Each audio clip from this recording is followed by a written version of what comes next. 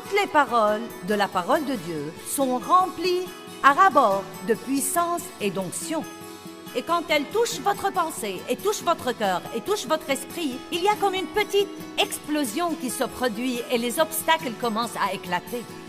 Ensuite, vous priez, et voilà la prière que vous priez. Au secours!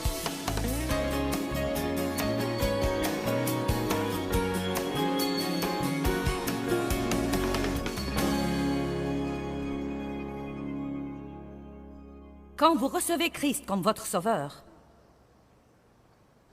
Christ vient, le Saint-Esprit vient, Dieu vient vivre en vous. La Bible dit que notre corps est le temple du Saint-Esprit. Et tout au long de ces sessions, je ne vais pas arrêter de dire que Dieu vit en vous. N'essayez pas de trouver Dieu, il vit en vous. Vous ne devez pas toujours essayer d'arriver à Dieu, il vit en vous. Et comme je l'ai dit la dernière fois, Dieu ressemble à une force magnétique à l'intérieur de nous. Et il nous attire constamment à lui. Eh bien, nous avons une âme. Et notre âme nous pose beaucoup de problèmes. Tout va dans votre esprit en ce moment si vous êtes régénéré, le savez-vous? Votre esprit a été perfectionné, nettoyé et sanctifié parce que Dieu ne peut pas demeurer dans un lieu qui n'est pas saint. Donc, quand le Saint-Esprit vient vivre en vous, vous êtes sanctifié, vous êtes rempli de justice. Vous avez de nouveaux désirs qui viennent à vous. C'est pourquoi la Bible dit que celui qui n'a point connu le péché est devenu péché afin que nous devenions justice de Dieu en lui. Vous avez été justifiés devant Dieu par Christ. Maintenant, il faut apprendre à vous comporter comme il faut. Il vous donne une graine de tout ce qu'il veut que vous fassiez. Dieu ne va jamais exiger que vous fassiez quelque chose sans vous donner la capacité de le faire. C'est pourquoi je répétais pendant les 2 dernières années que vous pouvez faire tout ce que Dieu vous demande de faire. Il ne va pas vous demander de faire quelque chose que vous ne pouvez pas faire. Donc, la chose la plus insensée que nous puissions dire, c'est « Dieu, je ne peux pas ». Car si c'est Dieu qui vous a dit de le faire, vous pouvez le faire. Nous avons du mal à pardonner à ceux qui nous font mal, et c'est notre prétexte pour rester dans l'amertume. Eh bien, c'est trop dur, c'est trop dur. Mais vous savez quoi? Si nous ne pouvions pas le faire, Dieu n'aurait pas rempli la Bible d'instructions pour qu'on le fasse. Et tout ce que Dieu nous dit de faire est pour notre bien. Tout ce que Dieu vous demande de faire ou de ne pas faire est pour votre bien. Donc, nous contactons le monde par notre corps. Nous contactons Dieu par notre esprit. Mais nous nous contactons nous-mêmes par notre âme. Votre âme, c'est votre personnalité, c'est vous. Dans votre âme, vous avez des désirs. Vous voulez, vous pensez, vous ressentez. Je veux, je pense, je ressens. Nous avons tous des choses que nous voulons, mais Dieu a des choses qu'il veut. Et si ce qu'il veut ne s'accorde pas avec ce que nous voulons, devinez qui va l'emporter. L'avez-vous déjà compris? Vous avez compris que la volonté de Dieu va l'emporter à la fin? Et si Dieu ne finit pas par triompher dans votre vie, vous serez malheureux. Aussi simple que ça. Vous ne serez pas heureux si vous n'êtes pas d'accord avec Dieu. Ça ne va pas marcher. C'est étonnant ce qu'une conscience tranquille peut faire. C'est merveilleux d'être en paix. Nous pensons. J'ai parlé de ça hier, pas autant que je voulais, mais nous pensons, nous pensons, nous pensons, nous pensons, nous pensons, et nous nous attirons tant d'ennuis en pensant. Parfois, nous pensons trop à une chose. C'est comme si Dieu nous dit quelque chose, un désir s'introduit dans nos cœurs, nous savons que nous sommes censés faire quelque chose, et ensuite notre pensée entre en action, et nous commençons à penser à toutes les raisons pour lesquelles nous ne devrions pas le faire, et pourquoi ça ne marchera pas, et ce que ça va nous coûter, et combien ça va être dur. Et nous nous retrouvons dans la désobéissance de nouveau. Et nous aurions mieux fait de ne pas y avoir pensé un peu trop. Un peu trop. J'ai en fait découvert que je peux étudier à l'excès. J'ai appris à être menée par l'esprit dans mon étude. J'étudie jusqu'à ce que je me sente remplie. Puis je me fie à Dieu pour faire ressortir ce qu'il m'a aidé à assimiler. Mais si je garde ça trop dans ma pensée, alors je viens ici et je fais un gâchis. La Bible dit « Ne t'appuie pas sur ta sagesse. Confie-toi en l'Éternel de tout ton cœur et de toute ta pensée et ne t'appuie pas sur ta sagesse. Reconnais-le dans toutes tes voies, et il aplanira tes sentiers. Eh bien, nous avons tous des voies. J'ai ma façon de faire les choses. Vous avez vos façons de faire les choses. Mais Dieu doit faire à son idée, sinon les choses ne vont pas marcher dans nos vies. La conversion, recevoir le Christ, marque le retour initial de l'âme à Dieu. Et Dieu cherche ce que la Bible appelle l'union, qui veut vraiment dire l'unité. Vous savez, vous pouvez parfois entendre parler du mariage comme l'union de mariage, où l'homme quitte son père et sa mère et les deux deviennent un. Un. Dieu veut être un avec nous. Il veut que nous soyons un avec lui. Cela veut dire penser comme lui, vouloir les mêmes choses. Jésus a dit « Je ne dis que ce que j'entends mon Père dire. Je ne fais que ce que je vois mon Père faire. Celui qui m'a vu a vu le Père. Tout ce qui est à lui est à moi, et tout ce qui est à moi est à lui. » Unité, unité, elle vous donne la puissance. À l'instant où vous recevez Christ comme votre sauveur, vous commencez un voyage, le voyage de toute une vie. Et vous serez dans ce voyage tout au long de votre vie.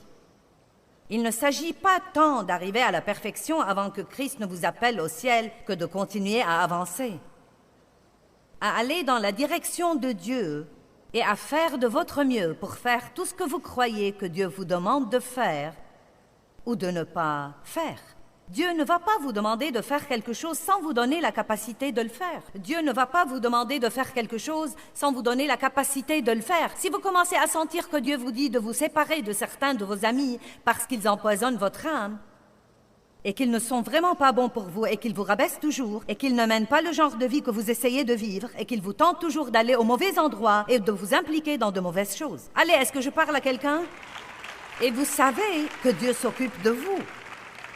Mais vous pensez, eh bien, je serai solitaire. Eh bien, je n'aurai pas d'amis. Puis vous pensez, je ne veux pas les blesser. Et donc, malgré toutes ces absurdités, continuez à obéir à Dieu, alors que vraiment, oui, vous serez solitaire pendant un temps, mais ce n'est pas aussi mauvais que ça. Quand vous n'avez personne d'autre, vous apprenez à mieux connaître Dieu. Et ensuite, au bon moment, écoutez maintenant, si vous sacrifiez la chose à laquelle vous vous cramponnez et qui en fait vous rend malade, il va y avoir un peu de douleur, un peu de gêne dans votre âme. Mais il y aura une résurrection. Après la mort, il y a la résurrection. Certains d'entre vous se soucient beaucoup trop de ce que les gens pensent d'eux. J'ai enduré ça pendant des années. Réputation, réputation, réputation. Que penseront les gens? Et vous savez quoi? Vous devez mourir à votre réputation et vous fichez pas mal de ce qu'ils pensent. Eh bien, peut-être que vous traverserez une période de temps où ça va vraiment être douloureux. Mais plus tard, non mais il n'y a pas de liberté comme ne pas avoir à impressionner. Oh mon Dieu, c'est si merveilleux de pouvoir être qui vous êtes et de ne pas être excessivement inquiet de ce que pensent les autres, de ne pas avoir vraiment à les impressionner ou à rivaliser avec eux ou à vous comparer à eux. J'aurais voulu vous dire que j'ai été sauvée lundi et que mardi j'avais tout ça, mais ce n'est pas la vérité. Ça a été un voyage, et un long voyage. Et je crois parfois que la partie initiale de notre voyage est peut-être la plus dure pour 2 ou 3 raisons. Premièrement, nous ne sommes pas habitués à ne pas faire ce que nous voulons. Et donc, nous devons nous habituer à ça. Deuxièmement, nous ne savons pas beaucoup de choses. Nous devons être instruits. Et j'espère que le fait de partager avec vous vous aidera parce que nous ne pouvons pas coopérer avec ce que Dieu essaye de faire dans notre vie si nous ne comprenons pas complètement ce qu'il essaye de faire.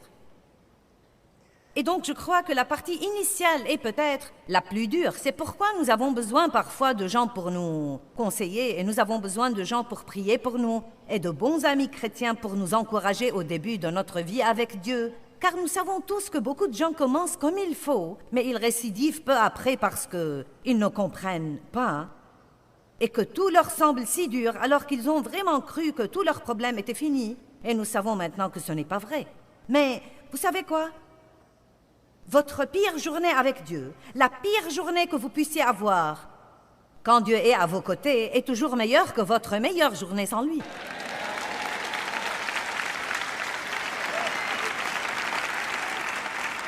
Donc, nous commençons ce voyage, mais il y a des obstacles sur notre chemin.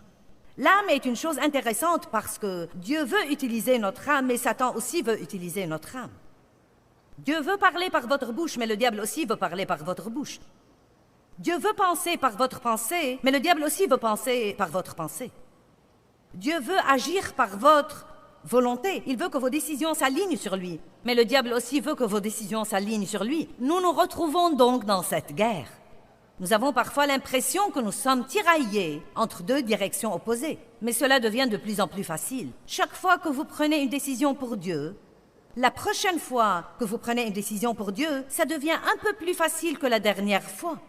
Et chaque décision que vous prenez pour Dieu multiplie l'effet de la façon dont ça va vous affecter la prochaine fois parce que vous voyez les avantages. Et maintenant, après 32, 33 ans d'être une étudiante sérieuse de la parole et une enseignante de la parole de Dieu, et réellement Dieu étant le centre de ma vie, ce n'est pas si difficile pour moi maintenant d'obéir à Dieu même dans les choses difficiles. Mais c'était un cauchemar auparavant. Vous m'avez déjà entendu raconter mes histoires comme celle de remettre mon chariot à sa place? Il m'a fallu 2 ans. 2 ans pour arriver au point d'obéir à Dieu toutes les fois. Et quand j'allais à l'épicerie, c'était à l'époque où j'avais commencé. Je donnais une étude de Bible à la maison. J'avais mes enfants. Rien chez Dave ne me plaisait. Je voulais qu'il change. Je n'aimais personne. Je ne m'aimais pas. Vous savez, tous mes enfants me rendaient folle. Et vous savez, j'allais à l'épicerie, je n'avais pas d'argent. Vous savez, tout devait être calculé, on devait attacher les coupons, tout ça était un cauchemar. Mais je donnais déjà une étude de Bible, j'étais régénérée, remplie de l'esprit, j'avais un appel sur ma vie. J'aimais Dieu, et Dieu a commencé à me dire de remettre mon chariot d'épicerie à sa place.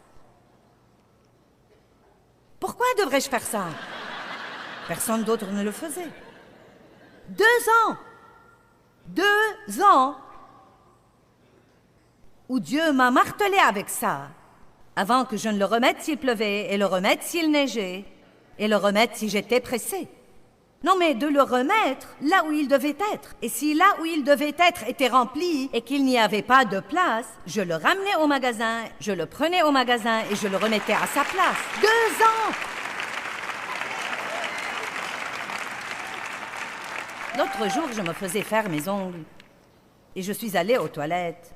Et j'ai utilisé le dernier papier toilette qui était sur le rouleau. Et non, mais je sais tout de suite. Cherche un rouleau. Trouve où il est dans la salle. Vois si c'est quelque part. Cherche un nouveau. Remplace-le. Vous savez, ma chair était un peu comme... Je ne sais pas où il est. Eh bien, cherche-le. Eh bien, vous savez... Mais tout ça a pris peut-être, je ne sais pas, moins d'1 minute. Et j'ai fait ce que Dieu m'a dit de faire.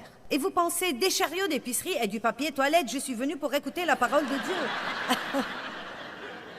Puis-je vous dire quelque chose? Si vous n'allez pas obéir à Dieu dans de petites choses comme ça, vous feriez aussi bien d'oublier l'obéissance à Dieu dans d'autres trucs. Et vous n'êtes pas tous obligés d'aller à l'université de théologie pour apprendre à obéir à Dieu. Vous pouvez aller à l'université du Saint-Esprit et il vous l'apprendra où que vous soyez. Je n'ai pas été à l'université. Mais regardez-moi. Et je dis la vérité, je vous raconte ces histoires parce que c'est là où Dieu a commencé à me former. Je passais beaucoup de temps à l'épicerie et c'est là où ça a commencé. Dieu m'enseignait l'intégrité. Il m'enseignait à être une femme à caractère pieux, à être une femme d'excellence et à ne rien faire de la façon la plus relâchée et la plus facile dont je pouvais me débrouiller, mais de faire les choses comme il faut, surtout quand personne ne me voyait. Personne n'était dans cette salle de bain avec moi. Personne n'allait savoir si j'avais remplacé le papier toilette ou si j'avais laissé à la personne suivante de faire ça. On n'aime pas quand on va à la salle de bain et qu'il n'y a pas de papier toilette. Faites-le de même pour eux. Tout ce que vous voulez que les hommes fassent pour vous. Je ne sais pas de quoi ce message aura l'air quand il sera traduit en chinois et en dialecte indien et... Vous savez. Mais je vous dis une chose, nous avons tous les mêmes problèmes quelle que soit la langue que nous parlons. Et Dieu veut que nous soyons des gens d'excellence. Dieu se fiche pas mal de ce que vous pensez, vous voulez et vous ressentez. Il veut que vous lui obéissiez. Je veux, je pense, je ressens. Je veux, je pense, je ressens. Je veux. Eh bien, je ne pense pas que je devrais faire ça. Personne d'autre ne le fait. 2 ans pour remettre un chariot à sa place. Des obstacles qui nous entravent. Des choses comme une attitude impossible. L'égocentrisme. Je ne comprenais pas pourquoi je n'étais pas heureuse. J'allais à tous les séminaires, je faisais la guerre spirituelle, j'allais aux prières d'intercession, j'apprenais à lier et à délier tout ce qui bougeait. Je chassais des démons. Je m'accordais, je tempêtais, je continuais. Je n'étais toujours pas heureuse. Dieu m'a dit, tu es égoïste. Je n'y avais jamais pensé. Tu ne peux pas être heureuse et imbu de toi-même en même temps. C'était un obstacle.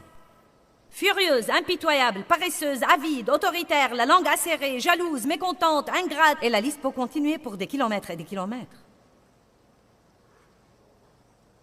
Et ce n'est même pas notre tâche d'écarter ces obstacles, et c'est la bonne nouvelle, car vous ne pouvez pas vous changer vous-même.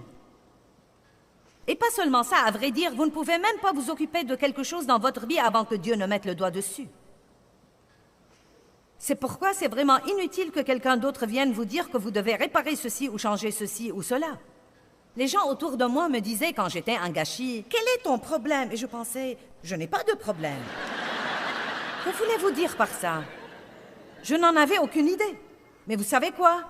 Quand Dieu a mis son doigt sur moi, quand Dieu a commencé à me révéler mon moi, oh mon Dieu! Donc, quand Dieu met son doigt sur quelque chose, la seule chose que nous puissions faire, c'est numéro 1, être d'accord avec Dieu. Dieu, je me rends. Tu as raison, j'ai tort. Pas d'excuses. Les excuses nous entravent vraiment. Pas d'excuses. Je me reconnais coupable. Maintenant, je te demande de me changer.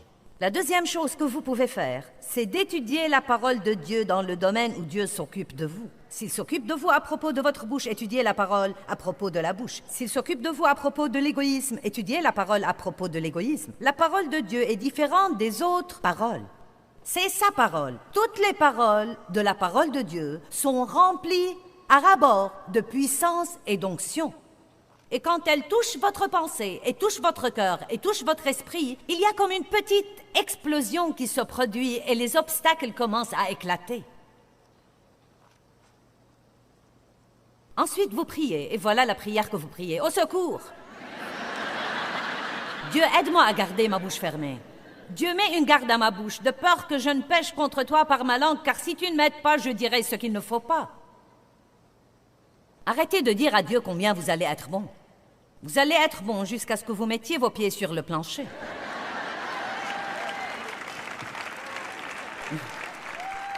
Je parie que Dieu rit quand nous commençons tous les matins à faire nos plans pour la sainteté. Ah oui, aujourd'hui, je ne vais pas pécher. Je ne vais rien dire de mauvais, Dieu.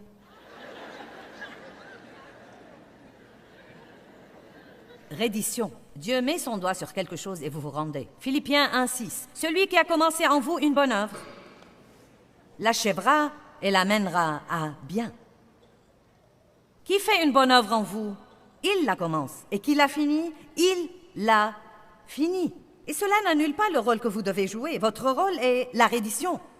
Nous pouvons être têtus et rebelles et nous pouvons continuer à résister à Dieu, mais si nous nous rendons, voici ce qui arrive. La reddition égale, vous devez savoir ceci, la reddition égale la douleur avant le plaisir. Ça ne sert à rien de vous mentir. Quand vous abandonnez quelque chose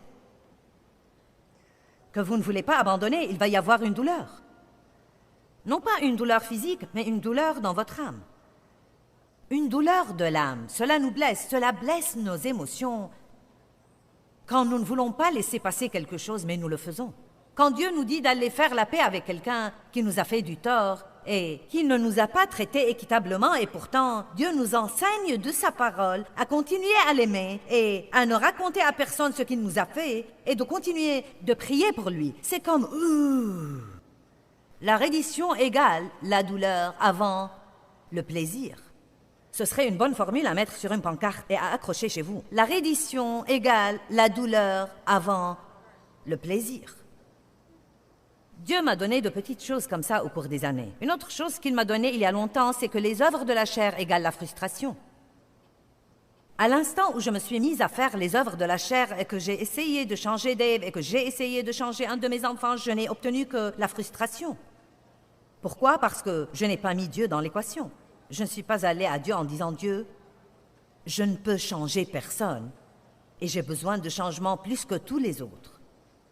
Je vais donc prier pour eux et je te prie de travailler sur moi et je me fie à toi pour t'occuper de ça aussi. » La reddition veut dire qu'il va falloir renoncer à quelque chose que je crois que je veux, mais que Dieu, en fait, sait que ce n'est pas la meilleure chose pour moi.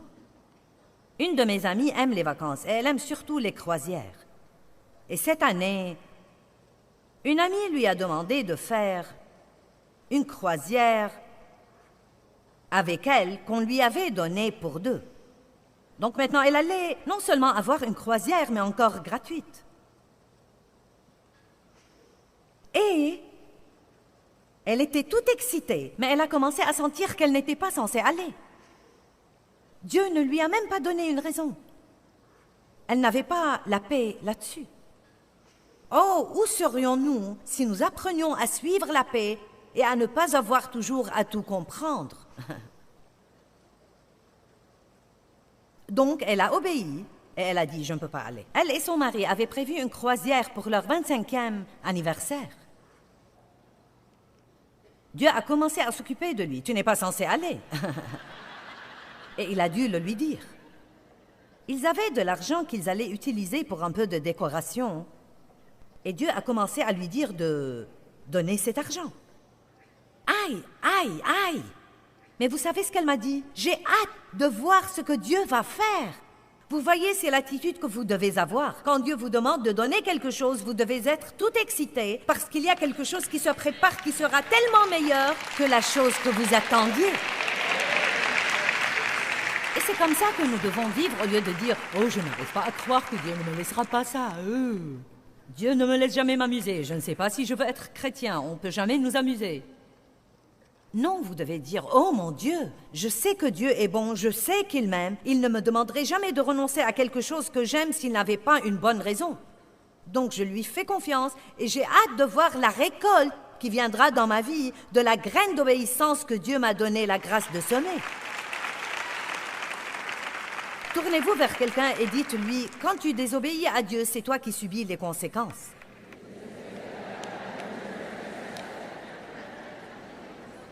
Maintenant, l'unité avec Dieu, entrez dans l'unité. Vous comprenez tous quand je dis l'unité avec Dieu?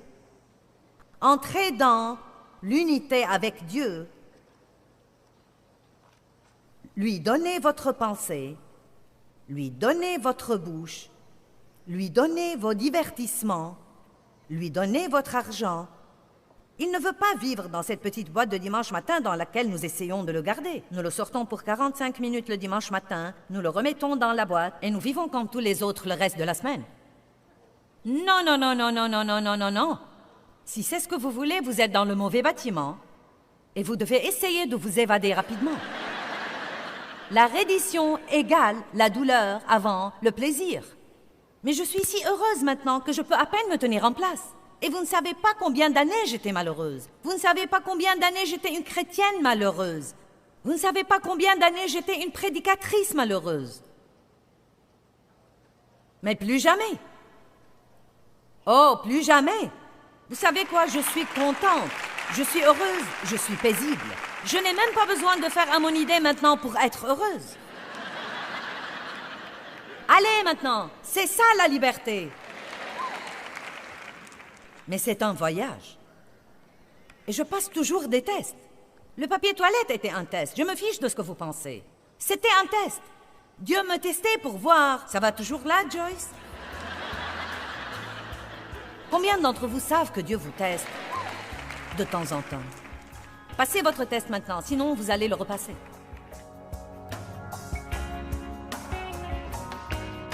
La religion nous donne un règlement, mais Jésus nous donne une nouvelle nature Et il nous offre une relation personnelle avec Dieu par lui. Et plus nous passons de temps avec lui, plus nous devenons justes comme lui. Nous devons grandir à l'image de Christ.